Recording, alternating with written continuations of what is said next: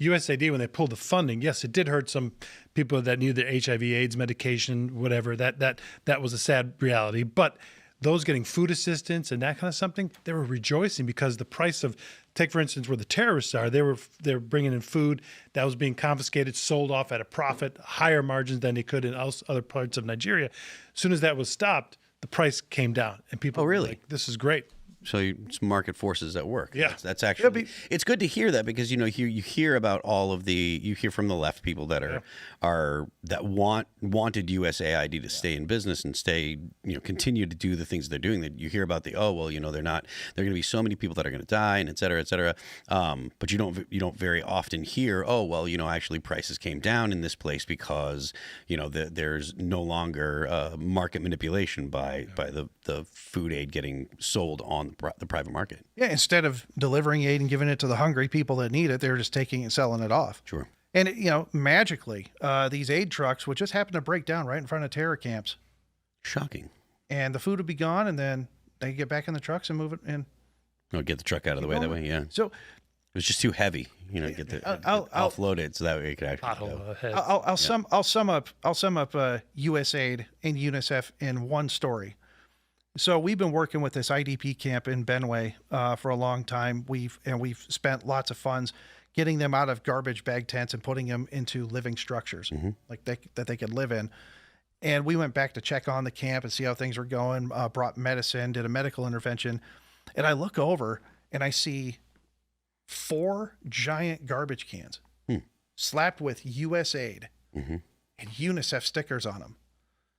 I'm going, what in the world? Well, you got to understand, in Nigeria, and especially these camps, there's just trash everywhere. Yeah. There's no sanitation system. There's no dumps. There's no garbage trucks. Trash is just everywhere. And I look at these 4 giant garbage cans full of trash sitting around trash. And I go to the camp. I said, did USAID come by and bring these by? They're like, yeah. I said, did they bring any food? They're like, no. I said, do they come back and help pick up the trash or haul it away? They're like, no. So their magical gift to a camp of 5,000 people living in garbage bag tents was 4 garbage cans. That was our USAID contribution, and a slap in the face to these people that are starving and dying of disease, and they give them garbage cans, and that was it. Yeah. And then one other story. Sure. Another NGO, UN group came in, and they built them a latrine. The latrine filled up. They gave them no option to haul out the waste.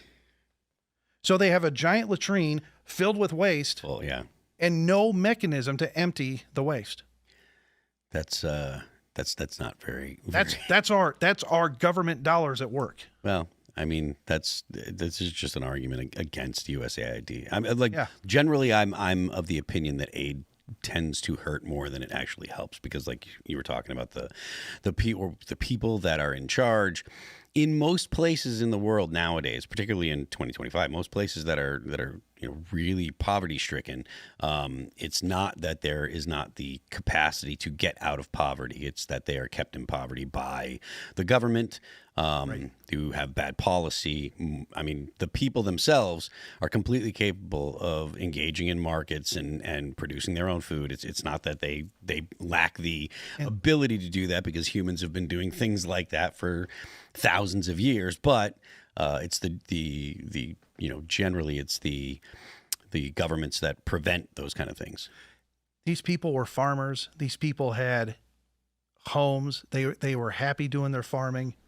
But it wasn't until these Islamic terrorists came in, ripped them away from their tribal lands, their ancestral lands, and shoved them in camps, and they have nowhere to go. They have no way to produce anything because of these terrorists. Nigeria is not like a desert. It's in the lush part of it. It's sub-Saharan. It's one of the more lush parts of it. It's rich. It's rich in agricultural, rich in natural resources. If you could just get rid of the corruption, if you could get rid of the stupid Islamic terrorists that are going around killing people and destroying everything they touch, Nigeria would be the place to go to in Africa. It would be a great tourist destination, be a great place to invest, great place for economy. And speaking of which, there are people capitalizing off of this terrorism and off of these things, and that's the Chinese. Go on. The Chinese have been moving in, and they call it illegal mining. All right, so that's illegal mining, but they're going in and they're mining out natural resources in the Islamic-controlled areas of Nigeria. And let's say there's more land that becomes available. Christians are kicked off their land, and they're sitting on minerals. China's coming in doing mining. They don't care what all the killing or what's happening around them as long as China gets to do their mining. And so there are foreign government interests that are capitalizing on this as well. China's in like pretty much every African country. Yeah. The Belt Road, whatever that started with. Yeah. But they don't come with any sort of democracy, any human rights. So they just, whatever happens, whatever's under the table, let me come in. I'll build a road for you. Yeah, sure. Then just let me have this land over here. And they hire locals to do it. Mines are collapsing all the time.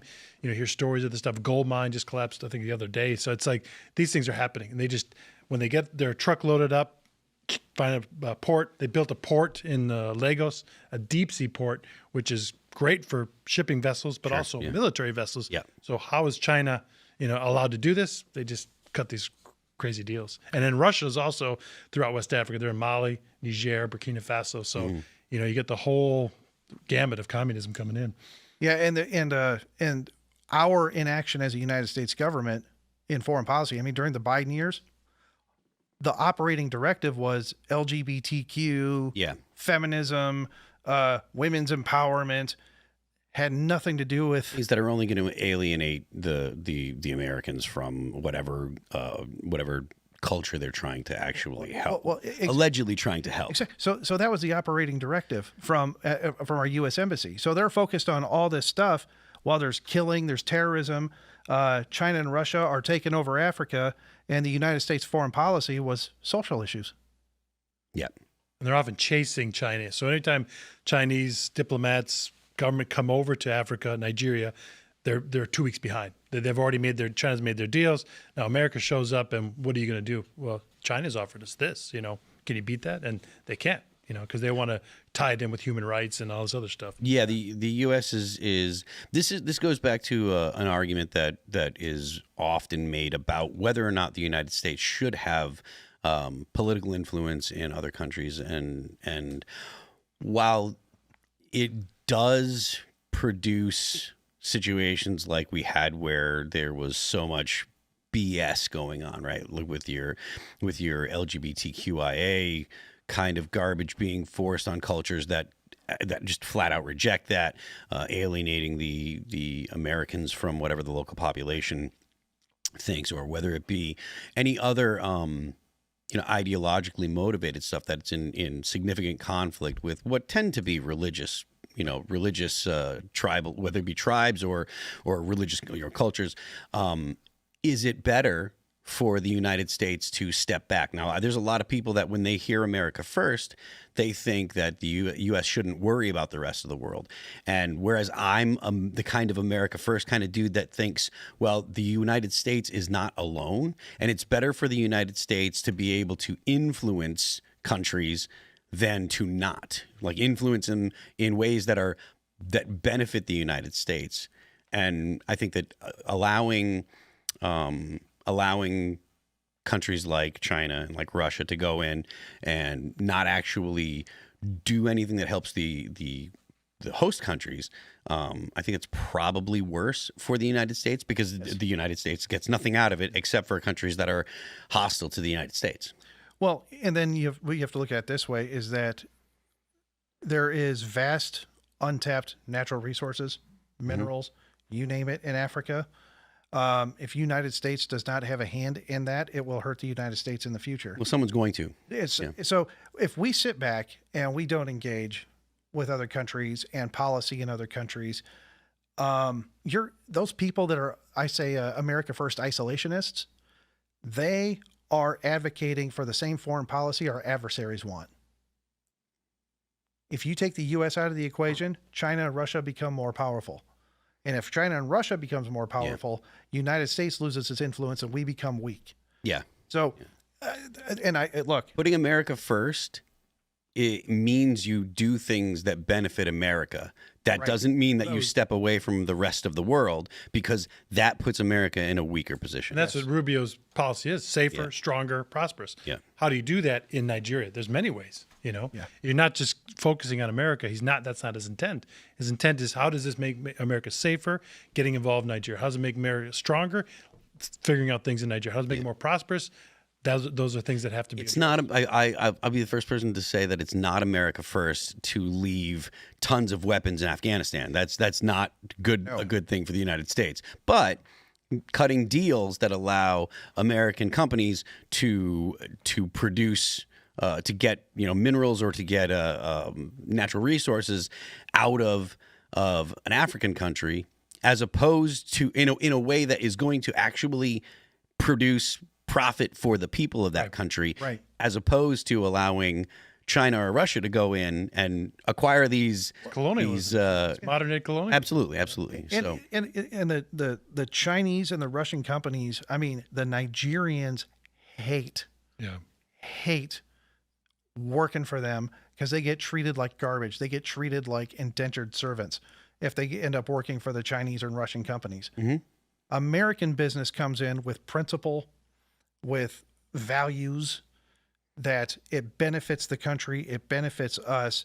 And we see that if we move into a country and we're doing business, we believe that prosperity for all makes everybody better. Yeah, and I want to, on that note, I want to put a pin on that, because there's going to be a lot of people that are going to hear that and they're going to think, oh, well, when we had USAID, we were sharing American values, and they're, like we talked about, they're sharing the LGBTQ ideology, and they're sharing a lot of progressive ideas that aren't just foreign to these countries that are oftentimes their cultures based in their religion, but they're also foreign to the United States. These are things that the United States doesn't agree on, right? Like these ideas, like the idea that men can become women, that goes hand in hand with the LGBTQ ID, stuff like that. That's not something that the American people agree on. In fact, that's another 80-20 issue. Americans don't think, by and large, that you can change your gender. Or I don't even like the term gender. I think gender is just a made-up word to allow for these ideas to be spread. And I can assure you that 99.9999999% of Nigerians would agree. Yeah. You you put a pile of money on the table and you start talking about equality and DEI things. All they're looking at is that money, because they know USAID has money. They know donors, EU, whoever has money. Whatever you want, we'll do it. Whatever report you want us to write, we know how to write it. Just keep that money coming. Keep that tap open. Yeah. It's funding dog and pony shows, and preventing that stuff is like largely on the United States side. Yes. Yeah. Thanks for watching this clip from the Culture War podcast. We're live every Friday, 10 a.m. to noon, so subscribe and come hang out.